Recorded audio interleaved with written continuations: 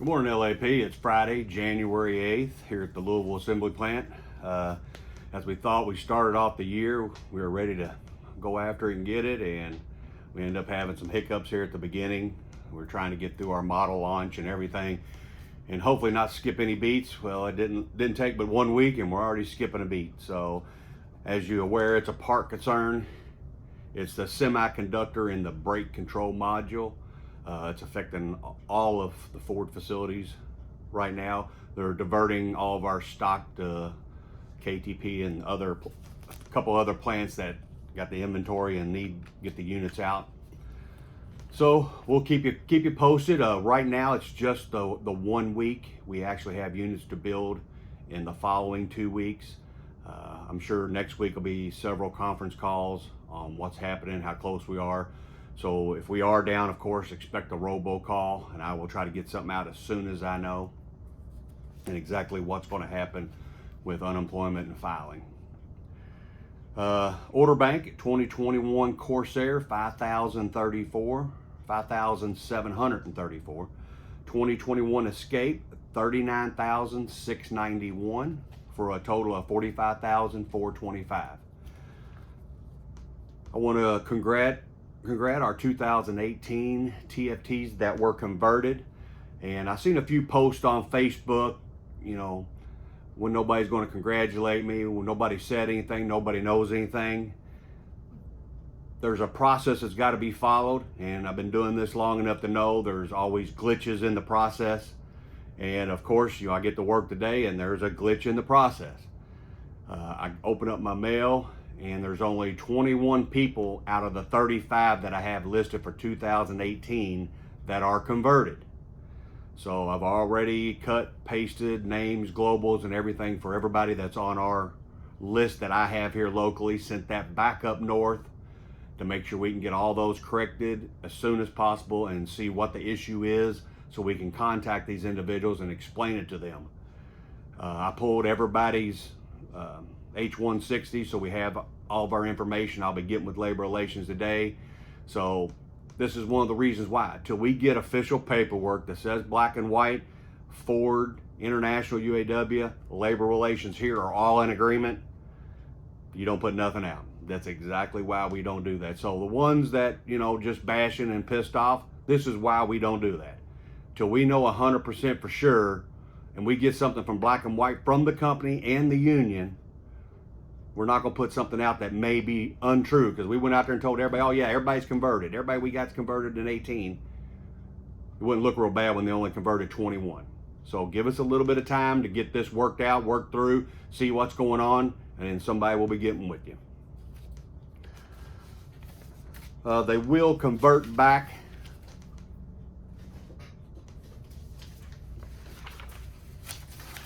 with the paperwork that we got here.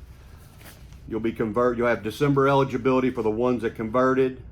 Your pay will go up to 2009, and you'll have a conversion date of October 6th of 2020. So that'll be your conversion date. There was a few questions online also about the TFT and their PTO time and their excuse time. There was people bashing us, said, oh, the union's giving misinformation. They're telling us this. I had a committeeman tell me that. That's because the union up north and us locally were sending things up to them saying, hey, it's not right. It's not right. They shouldn't lose this when they turn out. So our international union was fighting for us because there wasn't no language saying you get to keep it or roll it over when you turned out full-time or didn't get full-time, or within that 12-month period in January to January. So the International UAW went to bat for all the members and the TFTs that are here to give them another benefit that wasn't in the contract, that's above the contract, to let them roll over their PTO and excuse time until they got full-time and got real time by their seniority date or their eligibility date, just like the ones that just converted. So they went back to October. Well, they're not going to have 16 weeks in for December eligibility. So it means all their PTO time that they had, they keep until next December when they get real time. Then they have to use it or lose it by then. So until you turn full time on your eligibility date of December or June, and you get real time because you've worked 16 weeks or longer prior to your eligibility date, then you'll know, hey, I need to use my time up or I'm going to lose it. So it's a benefit, and that's something that the unions all across the thing stand up for. The people before us, we want to make it better for the people after us. So it's not the contract changing, it's the union fighting for us to make things better for those people. Nobody lost any time, nobody did not get any paid any time extra. So the International Union went to fight to get something for the TFTs so they could keep their time. It's a good thing. There's nothing bad about it. It's a good thing. So all the ones that are bashing, there's no reason in it. They went up there, argued, fought, got something better because there wasn't no language and dates put in there. So it's something better to help the TFTs so they have personal time so they can get time out here just like everybody else. Bids. A reminder, the bids are up on the bid board. I know we will be down next week. Labor Relations will be open 8 to 2 p.m. Monday through Friday, so you'll still be able to bid. You can bid today, and through the weekend. You should come in here. We'll have the computer set up in the union office. Yeah, they don't want anybody in the plant. It will be blacked out next week for hourly and skilled trades. So bids will stay up till Monday at 11:59 p.m. Medical will also be open if there's some things you got to turn in and clear through from 6 to 2:30 p.m. Monday through Friday and 4 p to 12 a Monday through Friday. CARES Act, for all those that have emailed Labor Relations, you should have already received another letter stating that you have been extended. It just got approved, I think, Tuesday or Wednesday, so you should have received a letter. We still have close to 150 people out on the CARES Act currently. The big overtime grievance that's been hanging out since 2012, HH11-1212 grievance number. Some of the highlights, we were able to keep the $500K to be distributed amongst the list that we have. Some of the things that took place is the 50-hour, anybody that was less than the 50-hour spread was taken out. Of course, the terminations were taken out. Anybody that transferred for the big grievance was 2012 to 18, transfers, retirees were taken out of that. And out of the 500,000 with the hours that are there, it only came to, it went up from $1.57 where we started at to $2.39 per hour for that part of the overtime grievance.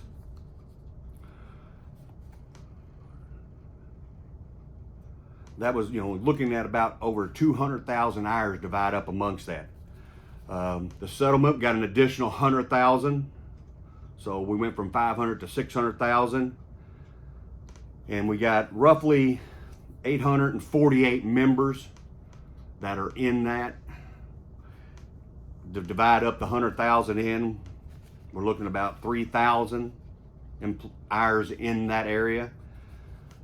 The grievance, let's see, the 2019 was up with the settlement for the 2019 that they just got was December 14th, 2020.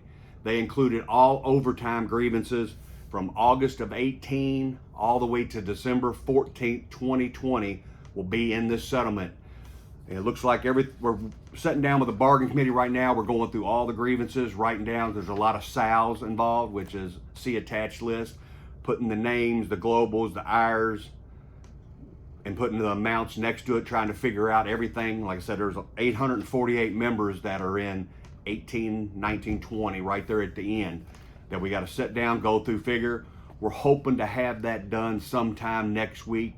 We got to get with Labor Relations. As you're aware of, two of the senior labor reps left, and that's who puts in all the grievance pay and makes everything happen. We got to sit down with them, see who's going to do it now. One has been replaced, the other one hasn't came, the one they hired hasn't came here yet to fill the second position, and usually that's the one that does all the payouts and gets everything to the members. So it's settled. We just got to get everything taken care of paper-wise and electronically so they can start filing it all.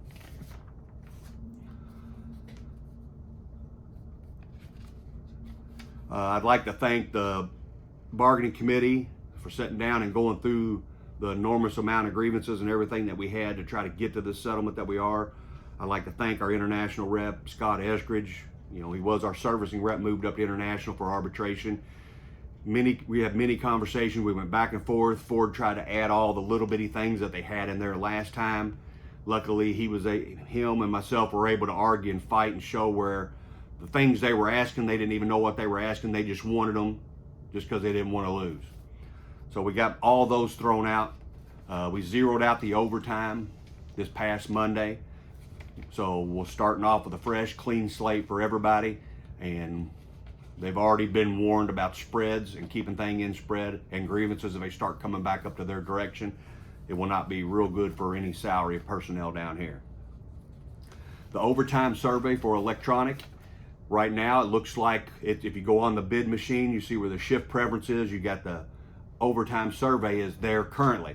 It's not set up totally yet, but we're practicing with it. They're making a few changes. As they make changes, we're going to play with it all of January to try to get it to mess up. Because if it's going to mess up, it's going to mess up, and somebody's not going to get surveyed right, get it correctly, make sure it's set up the way we want it set up. So bear with us. We're going to be working through that all of January if everything goes well. Uniforms, I know we've been talking about. The PO has been approved for our vendor, which is ES2 Promotions. They are a UAW supplier. They're one of the ones that we got when we had to get 3 proposals for everything during the nickel, they were one of the companies that we got proposals from. There's no order date set up yet. We're waiting to have a meeting with the gentleman overseeing it for Ford for several plants to get everything in order. The website, I've talked to S2 about getting all of our stuff set up and the different logos, the different embroidery we want to have put on them, or not embroidery if you choose so. Trying to see if we can go and set something up to maybe try stuff on, or at least look at the stuff ahead of time so we can know what we're ordering. If we do, we'll make sure there's the blue light, make sure everything is sanitized and properly before anybody does anything. But we'll keep pushing for that. Hopefully within this month we can get everything taken care of. Everybody should have received their new calendar books. The committees passed those out Tuesday on days and Tuesday on nights. If you just now coming back and you have not received your pocket calendar books that we do every year, please make sure you get those. I want to thank the E-Board for approving us and KTP to get those this year. We tried to approve through the nickel, which you know it's gone to a trust and there's a bunch of people overseeing it, and they would not approve the calendar book. So I thank the E-Board and your union dues, and the union is the ones that purchase those calendar books for everybody. The dependent verification audit is going on currently. I know the committeemen have been trying to help people out and fax some stuff and email stuff to MetLife or My Ford Benefits to get everything put in there. So right now it looks like I'm gonna work a 1 benefit rep over at the hall for anybody while we're off needs to get over, get their stuff taken care of. It's a good time being down. You can get everything taken over to the benefits. We can get it faxed up, emailed up, and make sure all your dependents and not lose insurance and health coverage. The new committee areas, everybody should have had a chance to see their new committeemen and rep in their area. The union officials, as you know, we're rotating, so every union official will go through every part of the plant with 6 different rotations. We've had 2 committeemen, Austin Keown and Kevin Shirley went the night shift. That brought Billy Ray and Gary Clark to day shift, so I appreciate them doing a great job. So we'll keep doing our rotation, giving everybody an opportunity to get to every area and represent the people that they voted for. The Christmas band, I'd like to thank everybody that played in the band and everybody that helped with the band, getting it set up, getting it, drove around so everybody could hear it. It was a great opportunity, a great time. Thank my band members, the Pandemics. They've done a great job. So thank you. This is one of the traditions that we used to have, and so far, last year and this year, we've knocked it out of the park, and we will continue to do our Christmas band and bring the Christmas cheer to everybody. We're still in discussions. They're moving forward. Looks good for some of the ones that were late on 12/16 and 12/8 because of traffic lights out there in the UPS. We're still moving. We got all the codes pulled and showing previous weeks up to that week and the differences. So I look for that to be resolved, hopefully if not today while we're off, and we'll get something out to let everybody know. COVID testing, we're still doing COVID testing at the hall. To give everybody a heads up, Monday through Friday, 9 a to 3 p. You can call this and register over the phone, 502-237-4232. There's a message and a link. You click on the link and you can put everything in. Right now they're doing pretty good. They're getting a 72-hour turnaround, and they do perform the PCR test, not the antigen test that Ford does not recommend or will recognize. The UAW 862 app is up and running. Please go to UAW 862 on your app, log in, get registered. All of our standing committees are now up and running on there. If you'd like to join one of them, just shoot them an email through the app and somebody will get back with you from that committee. As you're aware, next week, January 11th, is a down week. Ford is going to open the claim for you. All you'll have to do is request a check at the end of the week, January 17th to January 20th. It's only a 1-week claim. Those that are already out on the CARES Act and everything, you continue to do what you need to do and have done with unemployment in the medical and Unicare. So continue to do that. If you noticed in the bulletin, the Kentucky unemployment is going to do away with the debit cards by the end of January. So keep your card, but you need to get in there. They're either going to cut live checks or they're going to only do direct deposit. And if you get a live check with the mail system, you're never going to know when you're going to get that. So make sure you either snap a shot of the bulletin or take a bulletin home with you. So the holiday, there was a lot of people that it was a glitch up north in the CTO payroll. 680 people just here at LAP were double paid for the holidays. So Ford sent a robocall out to everybody that got double paid holiday pay. And once we come back, the first 3 weeks you receive paychecks, they're going to start taking back the money that they overpaid in 3 different paychecks. I just figured it up. Most of it was TFTs. I figured up, just put 1667 times the number of hours that they had in there. It come to over $600,000 mistake that they paid out. Let's see here. All right, we got the bids. All right, there's several things that we're going to try to get wrapped up right here at the beginning of the year. We got the veteran shirts. We finally got the PO approved. We're waiting for one more signature to okay and cut that check. We've already got the design, everything. We have not forgot about you. We still plan on doing the wall over there on AL. The 2020 perfect attendance, we still plan on getting that out. That PO is turned in. Our first responders PO is waiting on one signature to get that taken care of. Like I said, the uniforms, we got a lot on our plate right here at the beginning of the year, and the down week didn't help anything to try to get things done, because down week everybody pretty much takes off. So as soon as we get back to work, we'll get on those, make sure we're pushing those forward. The rumor out there of, that we're going to be down 2 weeks, we're going to be down 3 weeks. The potential is there, I'm not going to lie, but we won't know that because there'll be a lot of conference calls next week. And so as soon as we know something, I'll get something put out and there'll be a robocall. And on robocalls, please make sure your phone is set up to have answer machine. Make sure your answer machine set up on your phone. That's the best way to do it.